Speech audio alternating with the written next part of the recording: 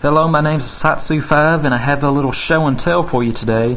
These three knives you see before you are 100% handmade by my brother cammokid1ss. He refers to these knives as the Desladora or the Desladoras, and that is Spanish for skinnel. And the idea behind these knives is that my brother wanted a small EDC fixed blade, and he achieved that. Some of the cool things about this knife is the lack of tools that he had to make these knives.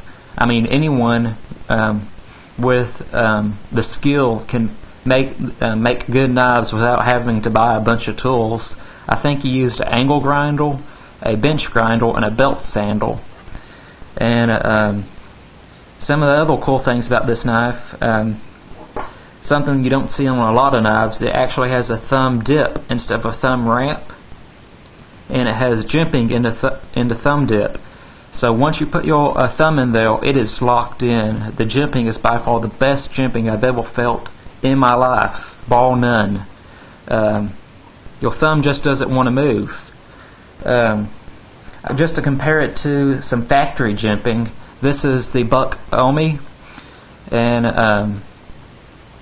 it has some jimping, but put my thumb there and it slides back and forth all day.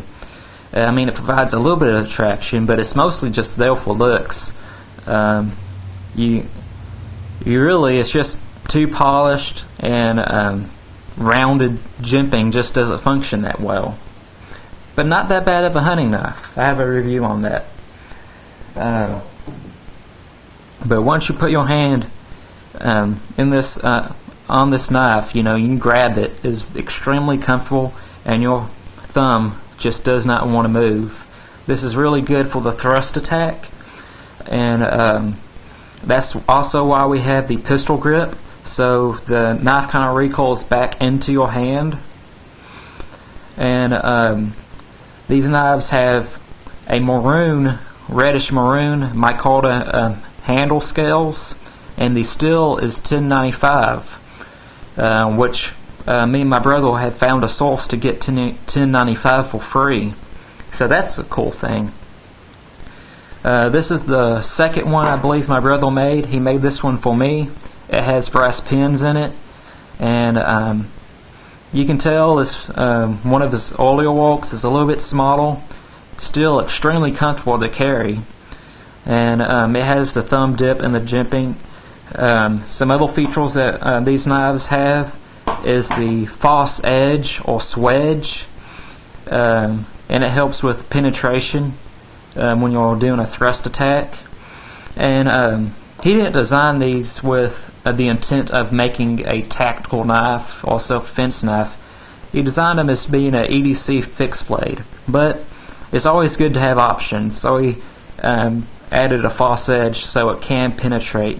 And my brother has a pretty good video of him penetrating a mailing tube with this knife. I'll add that in the description box. But my brother has done a very good job on these. He's even sold one to a member of our church who's going to use it as his hunting knife. And we've tested the bigger one out of the series. We tested it out in the hunting lease, and we actually processed a deal with it, and it worked extremely well. It was a nice slicer. It cut through meat like it was butter, and again, it's just an awesome knife, especially because it's handmade, and I got to watch it be made from start to finish, step by step.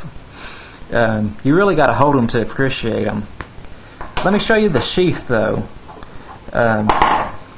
This is the sheath, and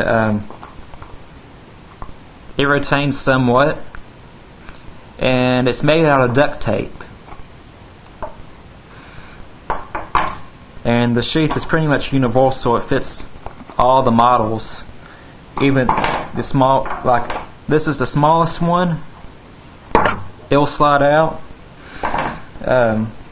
but it'll even fit this bigger one, which will really stay in and retain.